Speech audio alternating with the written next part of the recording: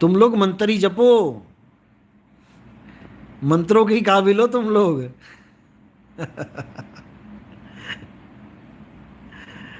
कई जपते चले गए और तुम्हारा नंबर लग रहा है। जपने के लिए जपते रहो और वाणी भी गा रहे हो, नाम है जप में, नाम है तप में। बताओ, दिक्कत यही है कि आप लोग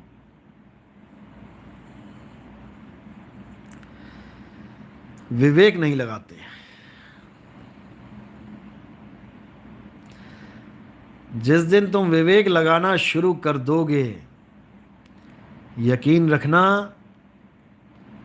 परमात्मा तुम पे ऐसी दया करेगा कि दूध का दूध और पानी का पानी करते चले जाओगे। जो कल की अवतार बोला गया है, घोड़े पे चढ़ के तलवार लेके जो खड़ा है, वो कोई और अवतार नहीं है भाई, वो तुम्हारा ही विवेक है। तुम ही बन जाओगे कल की सत्य असत्य का निर्णय जब तुम करने लग जाओगे। उसी तलवार से अलग कर दोगे। इसको ज्ञान खड्ग बोला गया है। कबीर साहब की वाणियों में आता ही है, विवेक की तलवार।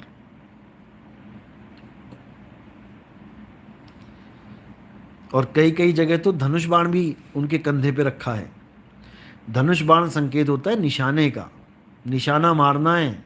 तलवार तो है एक हाथ में, साथ में धनुष बाण भी रख दिया कईयों ने, तो वो संकेत है निशाना लगाने का। निशाना कोई मारे संत सुजान, बस तुमने निशाना मारना है सूरत का। ये भरमाने वाले तुम्हें नाभि में डाल देंगे, नाभि में फंसे रह जाओगे। जो भी गुरु नाभि पे ध्यान लगाने को बोलता है, उससे बस पूछ लेना कि गुरु जी कितना टाइम लगाना है, कितने साल लगाना है, और उससे पहले मेरा कड़ाका हो गया, फिर देखना क्या बोलते हैं।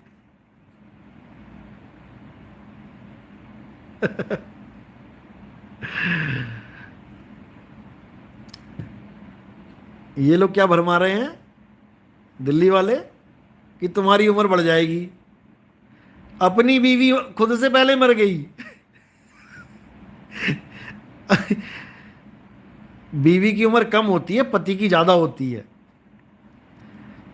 पति से पहले बीवी मर गई, वो अपनी उम्र ना लंबी कर पाई। बूढ़े बाबा अभी जिंदा है, पत्नी मर गई, और तुम्हें दिलासा दिया जा रहा है कि भाई तुम्हारी उम्र लंबी हो जाएगी। हाल देखो इन लोगों का, अपनी पत्नी की उम्र लंबी ना कर पाए और तुम्हारा ठेका ले लिया उम्र लंबी करने का।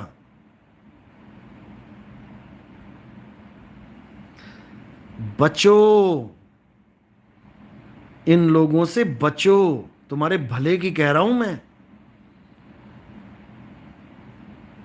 ऐसा भरमाते हैं ये लोग कि कोई इनको पूछने वाला नहीं है। बस पूछ ले एक बार इनको।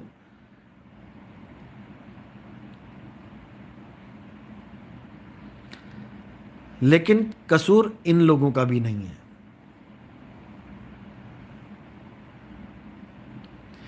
क्योंकि तुम ही लोग भरमना चाहते हो।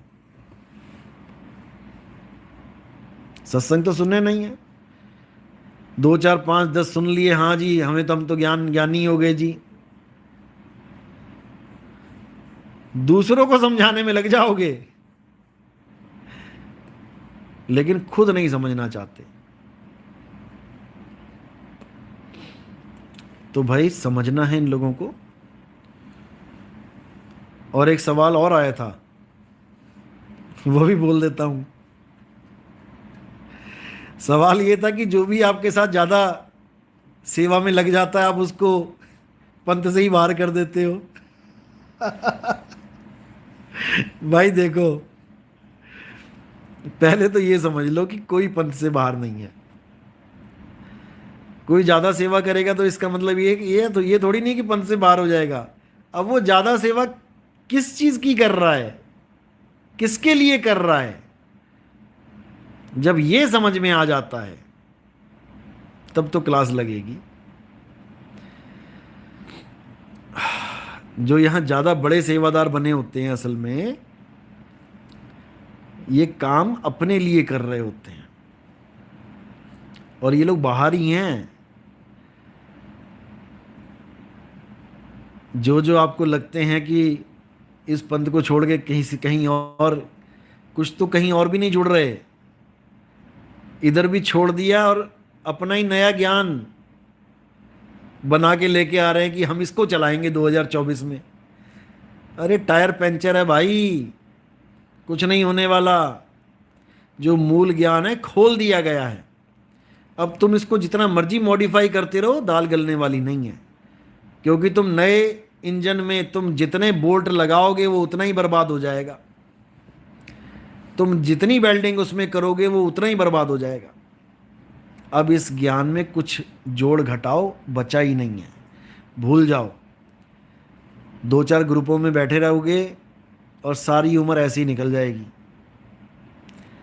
एक भगत तो ऐसा निकला निकम्मा, अब कबीर पंथ को छोड़ के कहता है निरंजन ही परमात्मा है। बताओ, कहता है प्रमाण दिखाओ कि निरंजन परमात्मा नहीं बोला है, हर जगह निरंजन को परमात्मा बोला है। तो भाई गरीबदास जी की वाणी है, एक निरंजन नाम है और एक निरंजन काल। तुम यही खोल के दिखा दो कौन सा निरंजन नाम है और कौन सा काल है। तुम्हें काल की डेफिनेशन भी नहीं पता लगी, इतने सत्संग सुनने के बाद, नाम लेने के बाद भी तुम्हारी इतनी बुद्धि नहीं है। तो फिर मुझे कई बार लगता है कि मैं ही जल्दबाजी कर बैठा हूँ नाम दीक्षा के लिए। कम से कम 5-7 साल टिका के रखना है। सुनो सत्संग ध्यान से, परीक्षा ऐसी लेनी है कि हालत खराब हो जाए।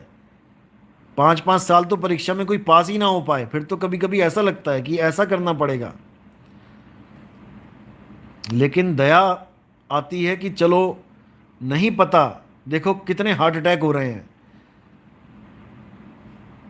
कोरोना के बाद हार्ट अटैक की गिनती देख लो आप, बच्चों तक के हार्ट फेल हो रहे हैं। 20-20 साल की बच्चियां, किसी का कुछ पता नहीं है कब निकल जाएगा यहां से। इससे पहले कि ये सपना छोड़ के किसी और सपने में उलझ जाओ, तुम्हारे भले के लिए, तुम्हारे बचाव के लिए ये नाम दीक्षा इतनी जल्दी दी जा रही है। नहीं तो 3 साल तक तो हवा ना लगने देते। 3 साल तो तुम्हारे चक्कर लगवाते गुरु लोग। लेकिन तुम्हें सच में जो सस्ता सामान मिल जाए ना, उसकी कदर नहीं होती है। वो वाला हाल हो गया है।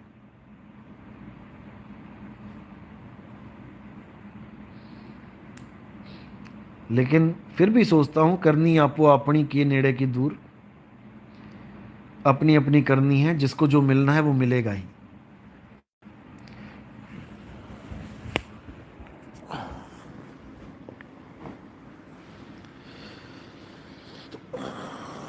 खैर, क्या सवाल था? हाँ, हो गया। एक और पूछा था।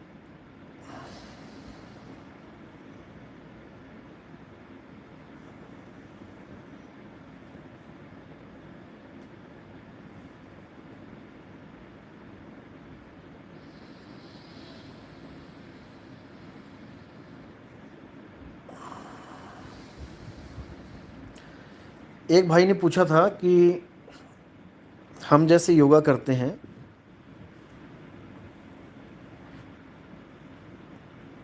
तो हम कई बार कान में उंगलियां डाल के ओम नाम का जाप करना पड़ता है। कुछ योगा की क्रियाएं ऐसी हैं, वो कर सकते हैं कि नहीं कर सकते हैं। देखो, ये बिल्कुल अलग चीज़ है। ये आप अपने शरीर के लिए कर रहे हो और उसके कुछ बेनिफिट्स हैं जो वैसे ही करने पे प्राप्त होते हैं, तो उसमें कर सकते हो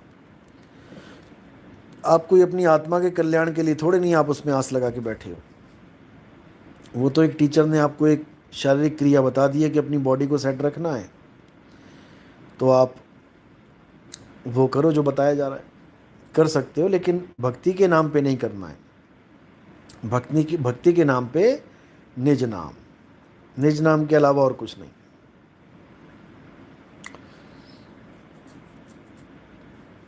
और अच्छी बात है, योगा भी करना चाहिए।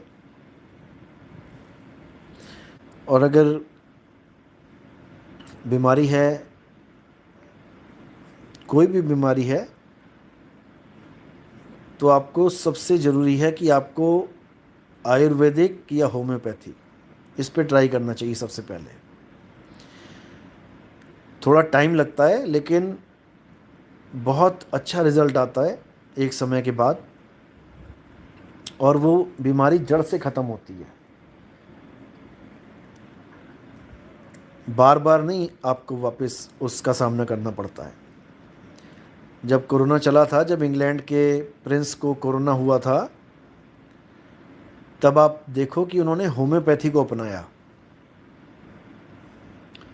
उन्होंने एलोपैथी को नहीं अपनाया। मैं एलोपैथी की खिलाफत नहीं कर रहा हूँ, लेकिन एलोपैथी के बहुत से साइड इफ़ेक्ट इतने ख़तरनाक होते हैं कि आपको नहीं पता लगता। एलोपैथी वहीं यूज़ करनी चाहिए जहाँ पर बहुत क्रिटिकल केस हो, इमरजेंसी हो। अगर डेली रूटीन में आपको अगर दवाई खानी है, जैसे बीपी शुगर की हो गई, तो आप एलोपैथी से दूर ही रहें तो अच्छा है। एलोपैथी की जगह आयुर्वेदिक और होम्योपैथी यूज़ करें और परहेज करें, इससे अच्छा कुछ नहीं है। आयुर्वेदिक बहुत सी कंपनीज़ हैं, और दिल को स्ट्रॉन्ग करने के लिए होम्योपैथी में ड्रॉप्स आते हैं, वो भी यूज़ करो। दिल स्ट्रॉन्ग हो जाएगा तो अपने आप ही सब कुछ ठीक होने लग जाएगा। और हर 6 महीने पे रूटीन चेकअप भी रखो। कई बार नहीं पता लगता है, कई बार लीवर ही प्रॉब्लम कर रहा होता, नहीं पता लगता। जैसे आपकी गाड़ी है, कार है, बाइक है, तो एक टाइम बता रखा है कि भाई इतने टाइम के बाद आपने सर्विस करवानी है। सर्विस करवाते रहोगे तो वो चलती रहेगी बढ़िया, सर्विस नहीं करवाओगे तो सीज हो जाएगा इंजन। तो इस शरीर को अपना स्वरूप मत मानो, इसको एक गाड़ी समझो। आँखों को हेडलाइट समझो, पैरों को टायर समझो। ये सारा चेकअप भी कराते रहो, ताकि किसी पे बोझा ना बन जाओ। मोह नहीं रखना है, किसी पे बोझा ना बन जाओ।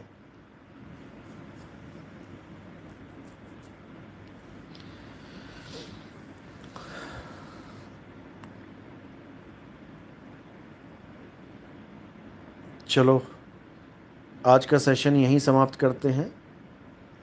किसी ने कोई सवाल पूछना है तो वो मैसेज कर सकता है। किसी के दिमाग में कोई सवाल है, 5, 10, 15 मिनट और लगा सकते हैं।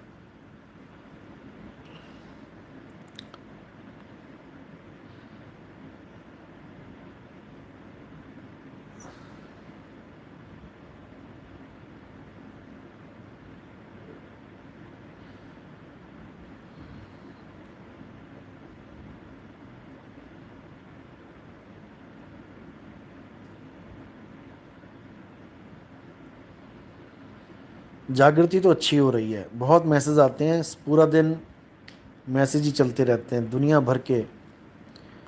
और ऐसे ऐसे लोगों के मैसेज आते हैं जिन्होंने पूरी पूरी उम्र लगा दी इसमें, कहाँ कहाँ नहीं गए, लेकिन अब जो स्थिरता मिली है,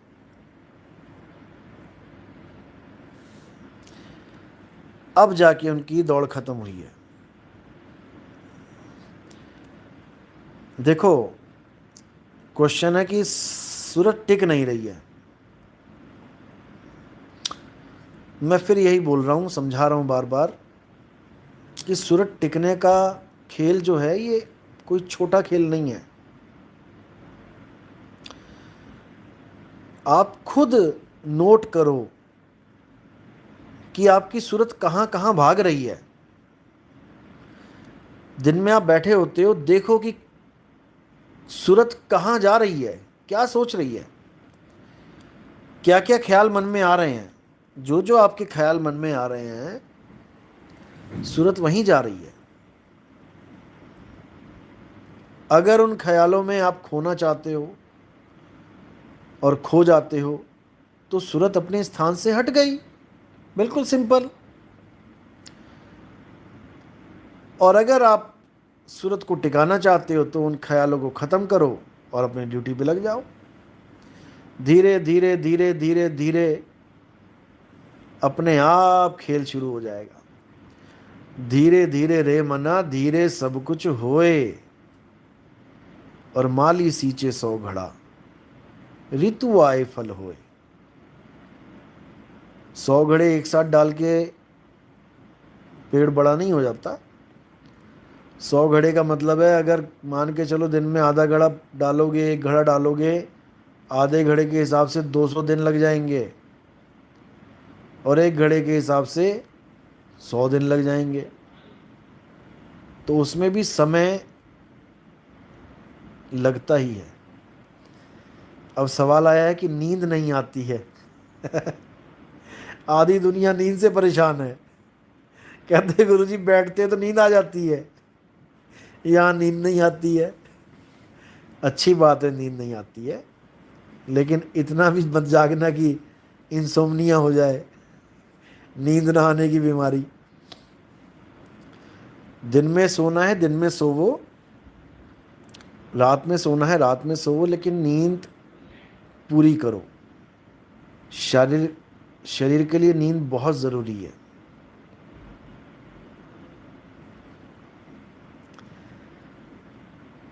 वंदना चौधरी, गुरुजी सारा कुछ तो समझा रखा है, कुछ तो बचाया नहीं सुनना।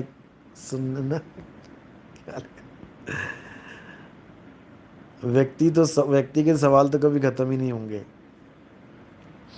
बिल्कुल सही बात है, सवाल कभी ख़त्म नहीं होते। सवाल ही शंका है, संदेह है, और ये तब ख़त्म होते हैं जब ध्यान विदे और नाम विदेहा, दो लख पावे मिटे संदेहा। ये तब ख़त्म होते हैं, ऐसे नहीं ख़त्म होते।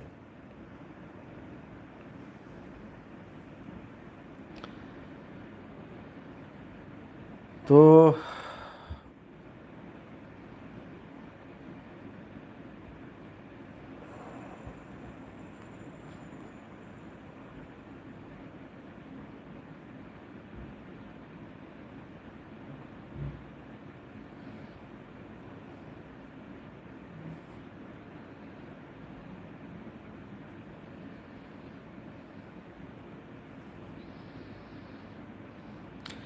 हम जिस दुनिया में रहते हैं, ये दुनिया असल में दुनिया जैसी दिखती है,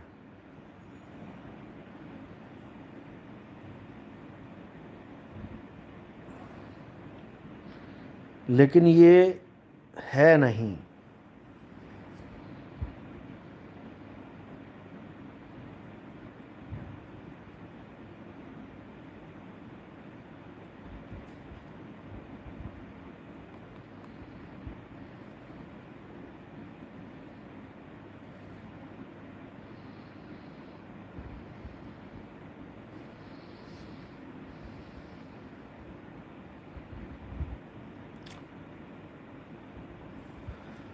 क्यों नहीं है ये? क्योंकि ये हमें आभासित होती है।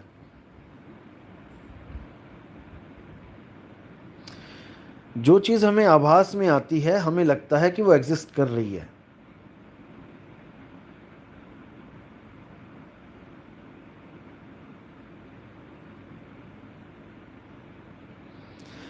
जैसे हमें सपने दिखाई देते हैं, बिल्कुल वैसे ही दिखाई देते हैं जैसे हम इस दुनिया को देखते हैं, बिल्कुल सेम। इस दुनिया में शेर सामने आ जाए तो हालत ख़राब, सपने में शेर सामने आ जाए तो भी हालत खराब।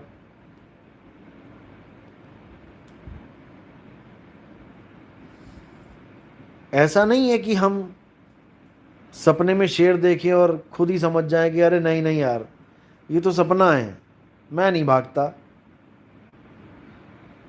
ये तो नकली शेर है, सपने वाला शेर है, मैं नहीं भागता। तुम भागोगे वहां पे।